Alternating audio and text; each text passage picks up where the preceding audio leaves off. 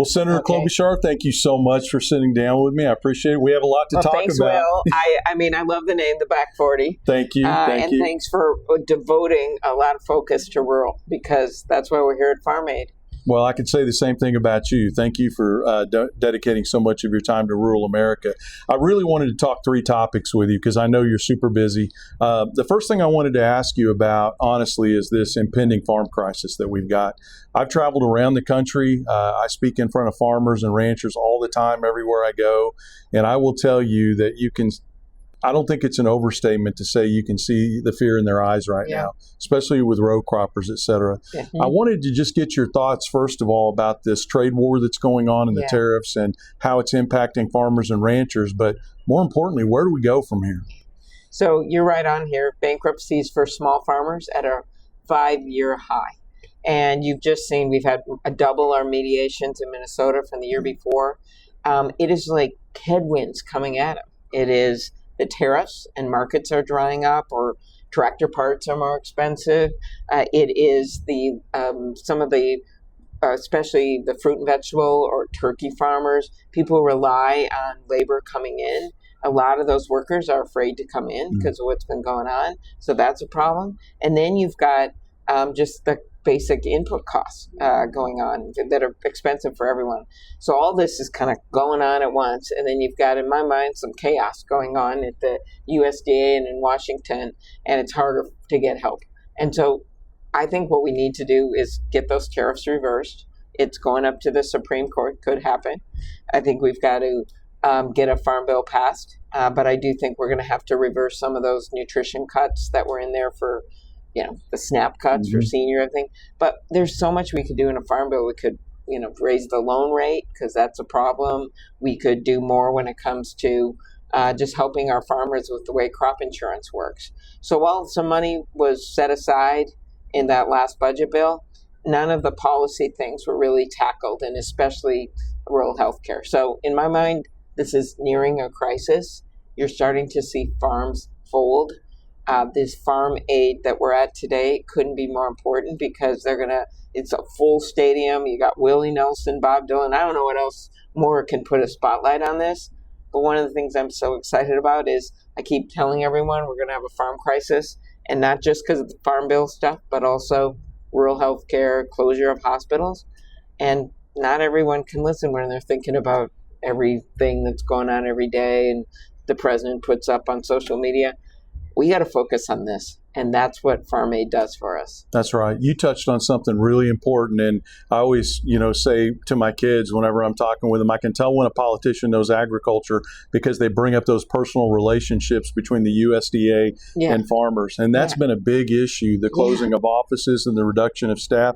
What do you hear from farmers out there when they tell you that the staff is going away and the programs aren't being communicated out and all these things? They're down like 15,000 employees. I mean, they gave early buyouts, and then they terminated some people, and then people are leaving and they're not filling the jobs. And that's for, what it is. It's the FSA offices, it's the loans, it's those local offices, and maybe one will be filled, but then another one, someone retired, so there's no one there.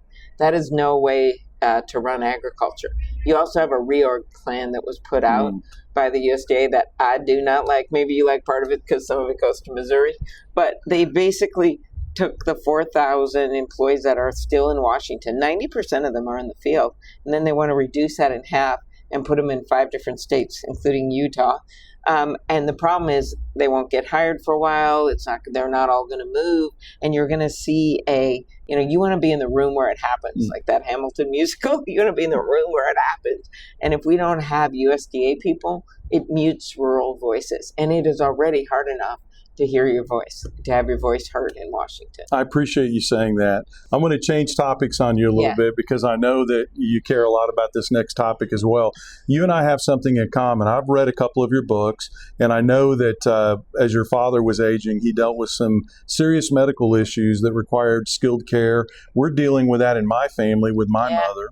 So many families are. That's right. And one of the things that we were told when my mother had her stroke and she was incapacitated was start spending down her retirement, start spending down her personal assets, get the best health care you can find at home, because a lot of those assets have to disappear before she can take advantage of Medicaid for long-term care. Mm-hmm. And I've talked to a lot of people as I go around the country that are really concerned because, in rural America, a very large percentage of elderly care, especially skilled nursing care, is provided by Medicaid.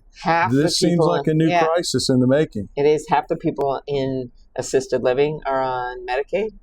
And what happened in this budget bill that was a more partisan bill, that bill greatly reduced Medicaid. And so a bunch of people are going to be kicked off health care, not just some of the seniors, like 16 million. Then you've got, for me, with my dad, he had some savings, but he was married 3 times and he had 3 divorces for another podcast. Okay, another time. Yeah. But sounds a little like my mom. Okay, so we didn't have that much money left at the end, but he had enough after being a newspaper man. He was a main writer on the Vikings. Kind of cool job.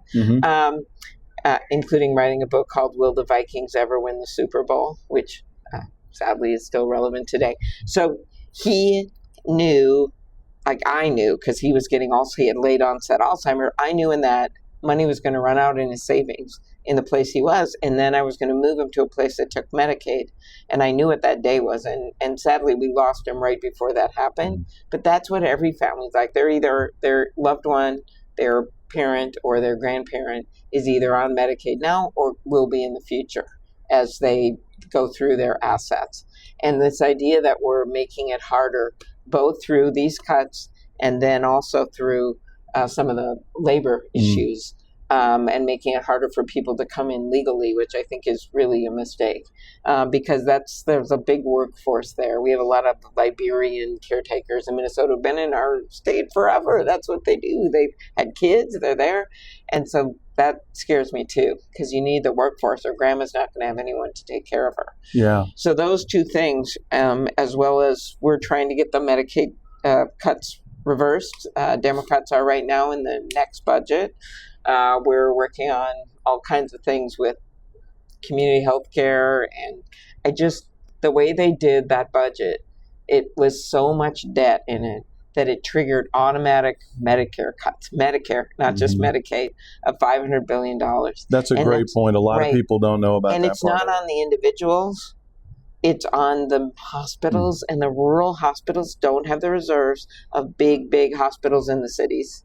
So the rural hospitals can barely hang on anyway, and this makes it harder. So you've got all these headwinds. You already had a shortage of childcare and housing. We know that.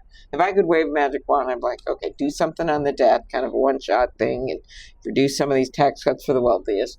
Then take on childcare and housing, because it affects rural big time as well as everywhere else. Incentives for public-private partnerships, all kinds of cool things that are going on in rural. That's where I've seen them. Right. Take old real estate building that's not being used, divide it into 6 kind of pods, units, like little apartments, and then people who do the smaller daycares who may not have a suitable house and maybe an apartment, they can have their business in that. I've seen ones that have 5 or 6 of these, and they share a parking lot. They Quick share and creative solution. Right. They share a daycare. So and I saw all of them in rural.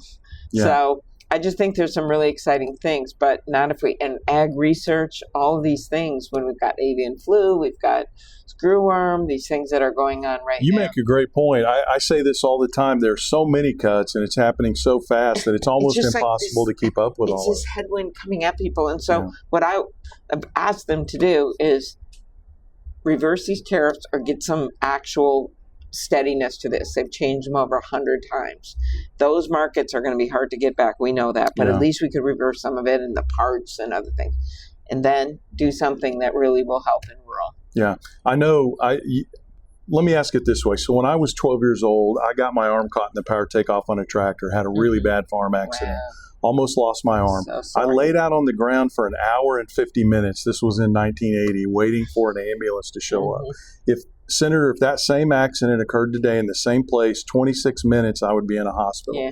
And we have all these rural hospitals that are in danger of closing. Right. And they're the triage. They are the emergency rooms. They may not do the final surgery, okay? Right. But they are the place that can bring people to the hospital where they need the surgery, and they can also do the beginning care. A lot of times I've seen now their doctors or their clinics are located in that space in the hospital. So they got a whole practice going on, plus an emergency room, plus, things that are maybe don't require some major surgery, right? They have there. And it depends on how big the hospital is. But if you take that away, you're going to go right back to where you were lying on the ground, not knowing if you were going to live. And that seems like it should be a bridge too far for all of us in rural America. All right. Yeah. So I visited the state. Go ahead. Just one size doesn't fit all. That's right. That for healthcare when it comes to rural. That's why the critical access hospitals, we put more funding into it. Okay. Last thing I want to talk to you about. So I visited Minnesota. Came here when I was a kid, believe it or not, for a debate tournament. Really? Yeah. Why did you debate farm policy? No, I was a Lincoln Douglas debater. Yeah, there we go. It had to have something to do with nuclear war. They all did back then. But it's been really great visiting your state. We've got some shenanigans going on in my state. Oh, that sounds like a Minnesota euphemism. Yeah, we have some shenanigans going on. So, as you know, we've only got 2 districts out of 8 congressional districts, even though Democrats have almost 43% of the vote there. We're trying to get rid of one. Statewide thing. Yeah. So, what do you think about these games that are being played? The Republicans in the legislature, the governor. I went out there because I could not believe the story. You've heard about Texas and everything they've done there, but this is just right in the face. They've got the St. Louis district, and then there's Kansas City. And so what they did is this redistricting thing. They had the power, because in some states like mine, it's more independent commission does. So you get more fairness. You have actual contested elections. What they did is they messed around with Congressman Cleaver's district, and they split Kansas City into 3. And it's so bad that the labor unions and the Chamber of Commerce are against it. Chamber of Commerce, all against it. Why? You lose power when you do that. For a town like Kansas City, you lose power. And so what they've done now is they've created this new district for Cleaver that's, stretches like 250 miles away or something. And it's just designed just a pure power grab. And it's not in the interest of Missouri. It's not in the interest, obviously, of Kansas City. But it is not in the interest of our country. You want to have fair districts so everyone has a voice. And that's why I went down there at a blast, by the way, although it was a little hard seeing all those Chiefs, with the Vikings and the I had a lot of nerve wearing my Cardinals hat. Yeah, I know. Well, the Twins, there was one game we won there that was pretty important. But but the Kansas City did beat us in the Super Bowl before. And but after I got over that in the airport, I had a great time. And it's such a great town, such a great state. And I'm very close to Roy Blunt, who retired, the Republican senator, very close to Claire McCaskill.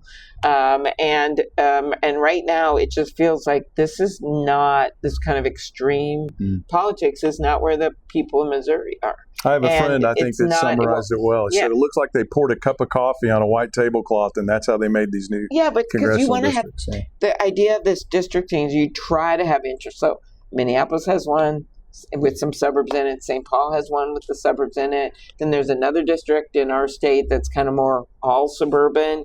Then there's like 3, and we're split. We have 4 Democrats and 4 Republicans, and that pretty much reflects where we are.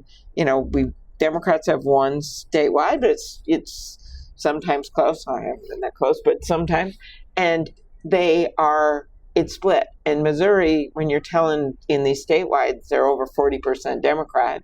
Never know if this keeps up. There may be more. But when you look at that, you think, how could they have only 12% in Congress out of 8? They have 1 out of 8. That's what they're trying to do. Do I think Cleaver will still win, even though the district's so much harder? Yeah, probably, because people are going to be so mad. Does it create a different district that maybe in a election that people say, I want to check on Donald Trump, maybe I don't like everything Democrats do, but we need to check?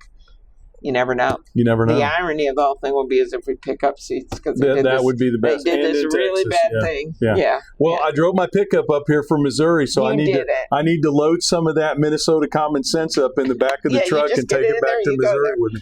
I really appreciate it. Thank you so much. It was great to be on. You bet. Thanks. Okay.